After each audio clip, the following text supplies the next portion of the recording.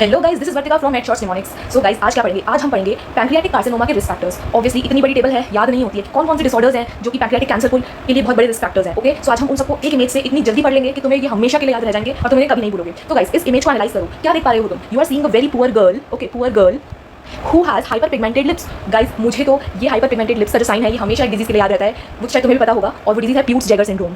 प्यूट्स Jaeger syndrome, okay, प्यूट्स Jaeger syndrome. अगर तुम्हें नहीं भी याद है तो भी तुम याद कर सकते हो बाय सीइंग कि इसने पीली कलर की जीन्स पहन रखी है, तो पीली कलर की जीन्स प्यूट्स जैगर्स, ओके, उससे तुम याद कर सकते हो। तो Peutz Jeghers forms one of the most important risk factor for pancreatic cancer. Okay, तुम इसका इंसिडेंस भी देख सकते हो, ये 30 to 60%, मतलब सबसे ज्यादा रिस्क इसी की वजह से होता है। इसके लिए जीन होता है STK11, ये तो तुम्हें याद होगा ही नहीं है, तो याद कर लो, ठीक है, ठोक के याद करो बिल्कुल।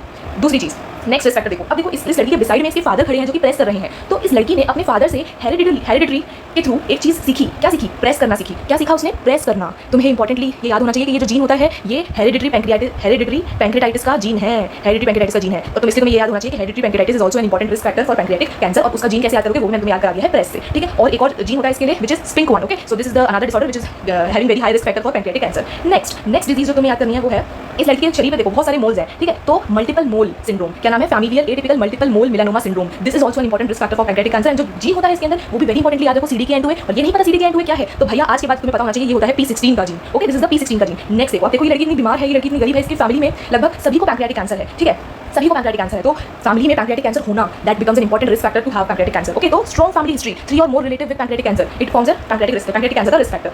अगला नेक्स्ट थिंग इज, अभी लड़की को मैंने क्यों चुना है? Why not a boy? Because I want to talk about the BRCA gene, BRCA2 gene which is important for the breast cancer. So this thing and also other genes which are important for breast cancer are BRCA1 and the other one is PALB2, PALB2 gene which is also which is implicated in the breast cancer, hereditary breast and ovarian cancers, okay. So these genes they are important risk factors for pancreatic cancer. अब last one कैसे याद करोगे? देखो ये लड़की है, ये poor है, इसके पापा भी काफी पुअर है, तो इनके पास पैसे नहीं है। तो नॉन पैसे कैसे? नॉन पैसे क्या? नॉन पैसे से क्या याद आ रहा है? नॉन पैसे से याद आ रहा होगा नॉन पॉलीपोसिस। नॉन पॉलीपोसिस से क्या याद आ रहा होगा? Hereditary non polyposis. क्या पापा के पास भी नहीं है पैसे? अब इससे क्या याद आ रहा होगा? Hereditary non polyposis syndrome, hereditary नहीं, hereditary non polyposis colon cancer syndrome, hereditary non polyposis colon cancer, ठीक है, सिंड्रोम नहीं, hereditary non polyposis colon cancer याद आएगा।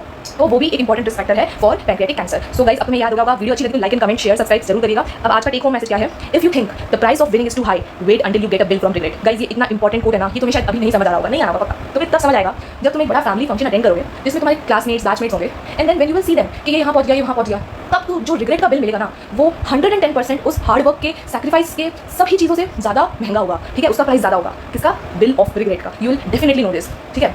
तो अभी पता चल गया है अगर ये चीज़ तुम्हें, तो तुम अभी से हार्ड वर्क करना शुरू करना, because it is easier than to get the bill of regret, okay. So study hard, and if you like my videos and want me to continue making such videos, please subscribe to my channel. Bye bye.